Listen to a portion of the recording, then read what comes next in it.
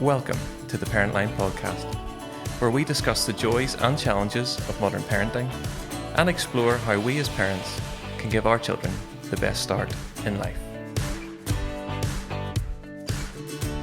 Hello and welcome to another podcast from Parentline NI, and today we're going to be talking about the cost of caring for children, childcare, and I'm delighted to welcome Aoife Hamilton from Employers for Childcare. Hi Aoife. Hi Ellen, great to be here. Thank you for the invite. You're welcome. Could we maybe start by telling our listeners a little bit about Employers for Childcare and what your role is? Certainly. Well, my name's Aoife Hamilton and I'm the Policy and Information Manager at Employers for Childcare. So we are a charity and a social enterprise and we operate right across the UK. Many people will know about us through our childcare voucher scheme. Yeah. So that helps parents to pay for childcare through their payroll. But the bit that I manage is our charity, which works directly with parents, childcare providers and employers. We would offer advice and guidance through our Family Benefits Advice team, and we would do research, policy and lobbying work. Okay, that's certainly a lot of stuff that you are involved. It's a busy team. One of the things that, the main topic that we're going to talk about is childcare. And I guess from a parent's perspective, why is childcare so expensive? Well, we know from the research that we do just how costly it is to deliver high quality care. So we would do research with childcare providers as well. And what they would say is that they're facing increased costs with the national living and minimum wages, pension obligations and rising costs for essentials. Yeah. So food, insurance and heating. And actually in our research last year, just about half of them reported that they were breaking even and others were making a loss. Okay. So it's not a sustainable situation and nobody wants a cut price childcare sector. So what we're advocating for and what the parents who talk to us are advocating for is investment from government. So parents say they're getting a great service from their providers, but what we want is for government to recognise childcare as an essential part of our infrastructure that needs financial investment. And what are parents actually paying at the moment for their childcare? I mean, it's been a while. I've got two teenagers, so it has been a while since I've had to pay anything. So what is the sort of overall costs at the moment? It's really timely you're asking that at the moment. I'm in the middle of the summer holidays when we know parents' costs are going up. But we do research every year, and this year we published the 10th annual Northern Ireland Childcare Survey. So we would chart the cost of childcare here. And what we find is that last year, the average cost of a full-time childcare place was £166 per week, and that's per child, and that adds up to over £8,600 a year. So that's just the cost of a full-time place. Now we know that families may be spending different amounts. So if, for example, they've got more children, depending on the age of their children, so for teenagers it might just be out of school care. For younger children perhaps it is full-time formal care, and it can also vary depending on where they live across Northern Ireland, but the average is about £137 a week, but that rises to almost £180 where the parent is just using formal childcare. There's a lot of numbers. I would put it in context by saying last year over 2/3 of parents told us that the childcare bill was either their highest or second highest monthly outgoing, and for a third it's more than their mortgage. And I know I couldn't afford to pay 2 mortgages. No, I certainly couldn't afford childcare now. In terms of, when our two needed childcare, we really struggled, my husband and I, and I would have gone part-time or he would have gone part-time, and we would have sort of tried to work in, childcare so that we could be there ourselves. How are parents coping at the moment, and especially lone parents? It's a very familiar picture that you describe, and we would talk about the juggling act really that many parents are facing, and as you say, it can be more difficult for lone households. It can be a constant challenge, day to day, who's doing the nursery drop off today or the doctor's appointment or who's attending the meeting at school. And the use of childcare within a family, it can depend on whether that family has access to maybe other family members, even to friends who can help. So we would find that the majority of parents who complete our survey tell us that they are combining formal and informal childcare to try and help access care and also to manage the cost. But for some parents, that's just not available. And it can be a greater challenge if you're in a lone parent household because you maybe don't have a partner to to sort of share the load with. So last year we found that 63% of lone parent households told us that they were spending more than a fifth of their household income on childcare, and that compares to 50% overall, so it is a significant increase. And about the same amount reported having to cut back or go without to meet their childcare bill. And that's not just on luxuries, that's on things like food, heating, electricity. And then over half of lone parents told us that they are using means other than their income to pay for childcare. So that could be dipping into their savings, which is storing up financial problems for the future, using credit cards where they're not paying off the full amount, or even payday loans. And ultimately, well, exactly. And ultimately what it means is that for some parents, particularly in lone parent households, the sums don't add up, and they're having to consider cutting their hours or coming out of the workforce. You were saying about childcare in school holidays, and as you know, Northern Ireland has a huge school holiday, especially during the summer with 8 weeks. I mean, how are parents coping? My husband works from home, so I know that there's someone in the house, but how are both parents, if they work, coping with getting childcare? Families tell us that this is a real challenge for them. Part of it is accessing care, so care that's maybe long enough to suit working parents. So some summer schemes, for example, might be from 10 to 4. And for others, it's the cost is the big challenge. So about half of the parents who responded to our survey and have school-age children told us that their costs do go up during the long summer holiday. And we have the longest holidays of any part of the UK. So I suppose we would be quite practical in this. We would give really 3 pieces of advice. So the first thing is, do shop around. Make sure you have a look, see what's on in your local area. It might be that your council or local sports clubs or churches are offering some summer schemes. Family Support NI website can be useful because it lists all registered childcare. So go there, have a look, shop around. I would say if maybe you're not in a situation, your husband is in, somebody working from home, speak to your employer, because sometimes a little bit of flexibility, perhaps around your starting hours or when you're finishing, can make a real difference in a working parent's life. And the third thing is to remember you're not alone. So organisations like ourselves, there's the Parentline, there's also Employers for Childcare's Family Benefits Advice Service. So we have a free phone helpline. It's 0800 028 3008, and our specially trained advisors can tell parents exactly what support they're entitled to. Even if they're working, families are usually entitled to some support. We can do that calculation for you. That is fantastic, especially having someone on the other end of a line to do the calculations. I think that's one thing that families struggle with, knowing how much they're entitled to, and the benefit system seems to be a minefield, is that you just don't know where to go. It's a really complex landscape at the moment, so we would say to anybody, just take the help that's out there, get advice, and just don't be worrying about making these decisions on your own.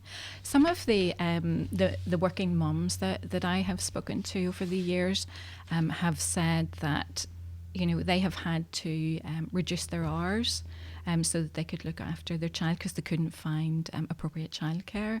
I mean, is that impacting on their future work prospects or their career prospects? Have you looked at that? Absolutely. So this is something that parents regularly tell us, and it's something that we would chart through our annual research.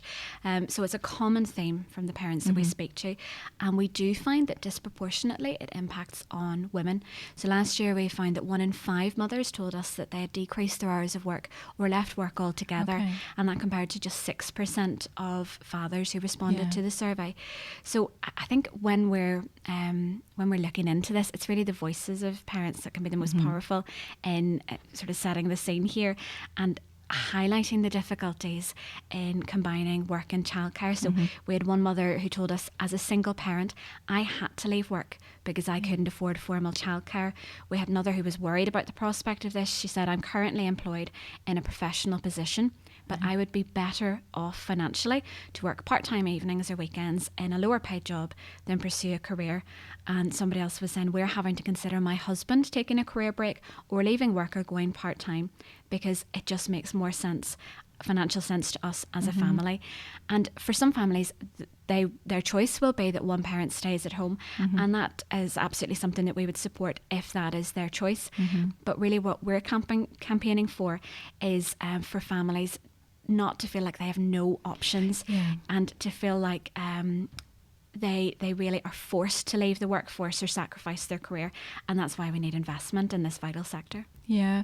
I mean, why do you think it is the case that, parents are having to make that choice of coming out of the workforce? Because obviously when they go back, they're not going to be on the same level again. I mean, what other things can employers do to help their staff?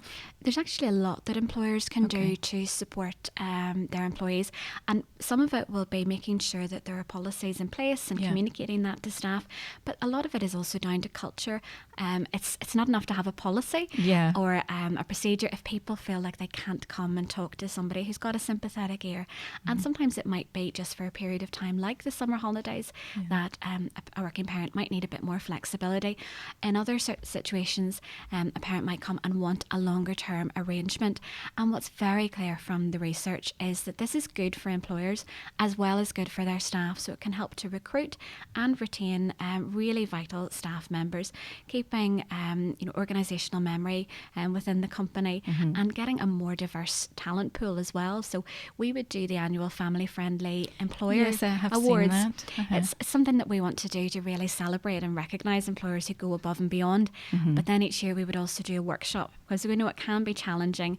Maybe some particularly smaller companies might look at what bigger employers are doing and think, well, we can't offer that. Can't afford that. Or whatever. Absolutely, they're worried about that. And actually there's a lot they can do. Even small things like offering access to Employers for Childcare's Family Benefits Advice Service, getting the team in to deliver an outreach session.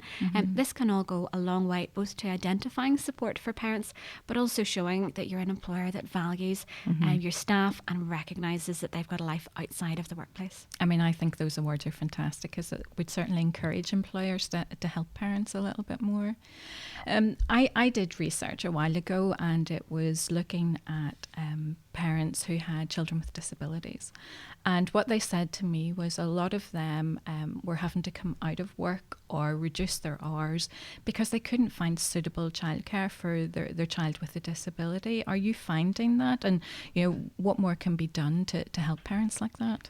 Again, this is something that our research has found as well. So we do hear from parents who've got a child with a disability. And it's why we're calling for a childcare system that's accessible for everyone. So we know that for those families, there are challenges, not just around accessing childcare that suits their child's individual needs, but also paying for it, because that care can perhaps be more expensive. So there's a number of difficulties there for families. One of the things that we've welcomed is the government's recognition of this in making extra provision for those families through tax-free childcare, which is a form of support that can pay up to £4,000 per year if a child has a disability, to support with the parents' childcare costs. But that's just one form of support, and really what we need is something a bit more holistic, and support for childcare for children with disabilities needs to be included in any future childcare strategy here. And we've also got to support our childcare providers to deliver that service confidently and affordably. So if anybody is listening and has a child with a disability, again, it's something that they can contact our team and discuss, because there may be support available for them, not just with their childcare costs, but more broadly, and we're here to help. Yeah, that's brilliant. This brings me on to another question, and it may be a little unfair to ask this of you, but why do you think we don't value childcare in this country? I mean, the last childcare strategy that we had was back in 1999, and we have no government at the moment. So how can we move things forward? How can we ensure politicians take childcare seriously? I think that's a really interesting question, and probably what I'd go to the start of what you were saying, and I would say, I think as a society that we do value childcare. So our parents, for example, who respond to our survey, are telling us about how critical the service is, and how great the quality is of a lot of the service that they're getting. But as you went on, it's the government investment that really we need to see, that we need to call for. And I would agree with you. It's incredibly frustrating. So this year, in our 10th annual research report, we wrote in the foreword to that research about the how a childcare strategy was long overdue. We'd actually taken that line from the very first research report in our series. Wow, so we're now 10 years on and saying exactly the same thing, and it's even more overdue. It's so frustrating for parents and for childcare providers. So I think think you're right. Where we need to see the value coming from is from government, from politicians, recognising that childcare is a vital part of our infrastructure. So economically, we need our roads, we need our schools, our health system, education. All of that helps give our children the best start in life, but also helps our working parents to get out to work, to stay in the workforce. And childcare should be right up there as part of that infrastructure. So there may culturally have been an expectation in the past that one parent did stay at home to look after the kids. Typically, that was mum. We don't find that that's the case anymore for a lot of families. So financially, both parents maybe have to be out and earning, but also there's a recognition there that for parents, they want to advance in their careers and progress and contribute economically. So what we were encouraged by was at the launch of our research recently, we had politicians from all parties and from all levels, so MPs, MLAs and local councillors, who I think because of the work, I suppose, organisations like ourselves, like CiNI would do, and members of the Childcare for All Coalition really raising this issue. They were saying, we are going to do something about this. So watch this space. Yeah, I know, because a lot of people would come up to me and say, well, how come there's free childcare in England, but it doesn't translate over here? Do you think that's something that may happen in the future if we get a government up and running again? It's a great point. It's something that we hear from parents, both through our research and from callers to our helpline. They're looking across and saying, well, if I was in England, I would be getting 30 hours of free childcare. Why can't we get something similar here? So I do think that politicians are certainly looking at that scheme. We would need to learn from how it's been implemented across the water. Yeah, I think there's been some problems, hasn't there? With we need to make sure that if we bring in a scheme like that here, and we would certainly advocate for greater support for working parents, we need to make sure it's properly funded, so it's sustainable for childcare providers to deliver. So we want to make sure that there's no risk of childcare providers finding that there's a funding shortfall in delivering this scheme. So we think there's a lot of learning out there.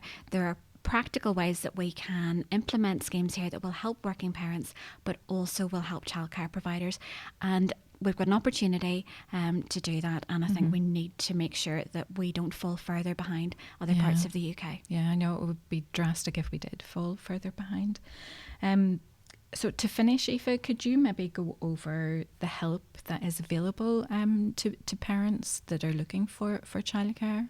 Certainly. First thing I would say is it's a complex landscape. Yeah. So I can go over some of the help, but I would advise anybody listening to call our team. Yes, I suppose people have individual circumstances and stuff. That's right. So if you were looking for childcare, the first thing to do is go to the Family Support NI website, because that lists all registered childcare provision in Northern Ireland. So would that be groups as well as individuals as well that are registered? So there would be a whole range there, and the important thing is to do that because you can typically only get financial support with your childcare if you're using a registered childcare provider. Oh right, so they wouldn't get help if, say, it was your parents that was your grandparents that were doing it, so they wouldn't be able to do that then. That's right. Or even, we know that there are maybe unregistered childminders out there, so make sure you go to that website and find a childminder or a day nursery or out of school provision that is registered.